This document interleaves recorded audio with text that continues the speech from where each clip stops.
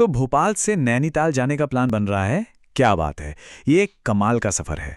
और इस सफ़र की पूरी प्लानिंग को आसान बनाने के लिए ये गाइड तैयार है। इसमें हम सब कुछ जानेंगे, कैसे जाना है, कितना खर्चा आएगा और सबसे अच्छा मौसम कौन सा है घूमने के लिए। तो चलिए शुरू करते हैं। वाह, ये है नैनीताल, झीलों का शहर। सच में ऐसी खूबसूरती ही तो है जो बार बार अपनी तरफ खींचती है। तो चलिए अब पता लगाते हैं कि भोपाल से इस कमाल की जगह तक पहुंचने के सबसे बढ़िया और आसान तरीके कौन-कौन से हैं। तो देखिए, आगे हम क्या क्या जानने वाले हैं। सबसे पहले तो सफ़र का एक अंदाज़ा लेंगे। फिर देखेंगे कि ट्रेन से जाना बेहतर है या फिर अपनी गाड़ी से एक रोड ट्रिप की जाए। इसके बाद बजट पर बात होगी और आखिर में ये भी तय करेंगे कि नैनीताल जाने का सबसे परफेक्ट टाइम कौन सा है। तो ठीक है, सबसे पहले ये समझना जरूरी है कि ये सफर आखिर है कितना लंबा, मतलब किस लेवल की प्लानिंग करनी पड़ेगी। ये दूरी है लगभग 950 किलोमीटर। जी हाँ, 950 किलोमीटर। मतलब ये कोई छोटा मोटा सफर नहीं है, एक प्रॉपर लंबी यात्रा है। तो जाहिर है थोड़ी बहुत प्लानिंग तो करनी पड़ेगी। और इतना लंबा सफर तय करने में करीब करीब 24 घंटे लग सकते हैं। सोचिए, पूरा एक दिन। तो एक अच्छा प्लान बनाना और भी ज्यादा जरूरी हो जाता है ताकि सफर में थकान कम और मजा ज्यादा हो। चलिए अब ऑप्शंस पर आते हैं। सबसे पहला और कह सकते हैं कि सबसे पॉपुलर ऑप्शन है ट्रेन का सफर। ये आरामदायक तो है ही, साथ ही बजट फ्रेंडली भी है। मतलब जेब पर ज्यादा बोझ नहीं। अच्छा, ट्रेन से जाने का मतलब है कि यह सफर 2 हिस्सों में बटा होगा। पहला हिस्सा है भोपाल से काठगोदाम तक, जो करीब 16 से 20 घंटे का सफर है। और फिर दूसरा हिस्सा शुरू होता है काठगोदाम से। यहां से नैनीताल बस 1 से 1.5 घंटे का रास्ता है। और मजे की बात यह है कि यहीं से वो असली पहाड़ी खूबसूरती और घुमावदार रास्ते शुरू होते हैं। अब खर्चे की बात कर लेते हैं। तो देखिए, ट्रेन में स्लीपर क्लास का टिकट करीब 600 से 900 रुपए का पड़ेगा।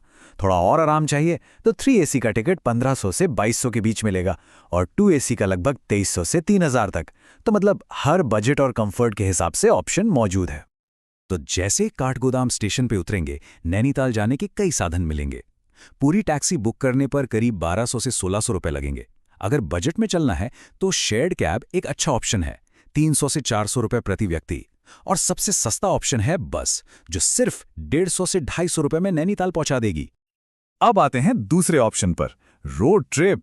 हाँ, जिन्हें ड्राइविंग का शौक है और जो रास्ते के नज़ारों का मजा लेते हुए चलना पसंद करते हैं, उनके लिए कार से जाना एक शानदार एडवेंचर हो सकता है।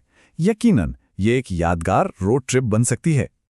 तो रूट कैसा रहेगा? देखिए, भोपाल से निकलकर ग्वालियर, फिर आगरा, दिल्ली, मुरादाबाद और हल्द्वानी होते हुए नैनीताल पहुंचना होता है। इस रूट का एक फायदा ये भी है कि आगरा में एक छोटा सा ब्रेक लेकर ताजमहल भी देखा जा सकता है। इससे सफर में एक और खूबसूरत याद जुड़ जाएगी। हाँ, लेकिन कार से जाने पर खर्च का भी हिसाब रखना होगा। एक तरफ का टोल ही करीब 2000 से 2500 रुपए तक लग जाता है और पेट्रोल का खर्च वो करीब 7500 से 9000 रुपए मानकर चलिए। लेकिन अगर गाड़ी में 3-4 लोग साथ जा रहे हैं तो ये सारा खर्चा बढ़ जाता है और फिर ये काफी सस्ता पड़ता है। ड्राइव करने वालों के लिए एक बहुत जरूरी बात, काठगोदाम के बाद से ही पहाड़ी रास्ता शुरू हो जाता है। नज़ारे तो लाजवाब होते हैं, पर सड़कें काफी घुमावदार होती हैं, इसलिए सेफ्टी सबसे पहले। हमारी सलाह यही है कि इस हिस्से में हमेशा दिन की रोशनी में ही ड्राइव करें, रात में बिल्कुल नहीं। तो सवाल उठता है कि कौन सा ऑप्शन बेस्ट है। देखिए, ट्रेन का सफर सस्ता और आरामदायक है, वहीं दूसरी तरफ कार अपनी मर्जी से कहीं भी रुकने की, नज़ारे देखने की आज़ादी देती है। टाइम की बात करें तो दोनों में लगभग बराबर ही लगता है। तो ये फैसला पूरी तरह से इस बात पर है कि किस तरह का सफर पसंद है। अच्छा, नैनीताल पहुंच तो गए, अब वहां के खर्चों की बात करते हैं। चलिए एक अंदाजा लगाते हैं कि 3-4 दिन की ट्रिप के लिए कितना बजट लेकर चलना चाहिए। नैनीताल में रहने के लिए हर तरह के होटल मिल जाते हैं। एकदम बजट में रहना हो तो 800 से 1200 रुपए प्रति रात वाले होटल हैं। और अगर थोड़ा बेहतर मिड रेंज होटल चाहिए तो 2000 से 3500 रुपए में काफ़ी अच्छे ऑप्शन मिल जाते हैं, जहां आराम से रहा जा सकता है। खाने पीने का खर्च रोज का लगभग 500 से 800 रुपए प्रति व्यक्ति आ जाता है। और लोकल घूमने फिरने के लिए अगर टैक्सी करते हैं तो 2 दिन का पैकेज करीब 2500 से 3500 में मिलता है। ये खर्चा भी दोस्तों में बांटा जा सकता है। तो चलिए पूरा हिसाब जोड़ते हैं। अगर ट्रेन से सफ़र किया जाए तो एक व्यक्ति का कुल खर्च करीब 9,000 से 14,000 रुपए के बीच बैठेगा। इसमें आना जाना, 3-4 दिन का रहना, खाना पीना, सब कुछ आ गया। और जरा ये देखिए, अगर 4 लोग मिलकर कार से जाते हैं तो प्रति व्यक्ति खर्च सिर्फ 9,000 से 11,000 रुपए के बीच आएगा, मतलब लगभग उतना ही जितना ट्रेन से। तो ये तो साफ है, ग्रुप में कार से जाना एक बहुत ही बढ़िया डील हो सकती है। चलिए जी, अब आते हैं सबसे बड़े सवाल पर। आखिर नैनीताल जाने का सबसे बेस्ट टाइम है कौन सा? मौसम कैसा रहेगा? तो देखिए, जिन्हें हल्का और सुहावना मौसम पसंद है उनके लिए मार्च से जून का टाइम परफेक्ट है।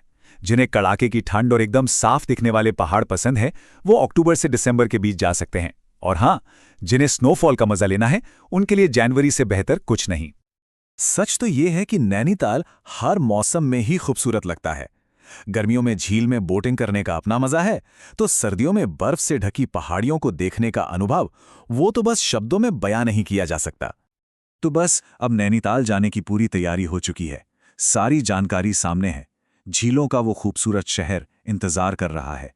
अब सवाल बस एक ही है, सफर ट्रेन से होगा या कार से? अब बस यात्रा की योजना बनाने और निकल पड़ने। तो भोपाल से नैनीताल जाने का प्लान बन रहा है। क्या बात है!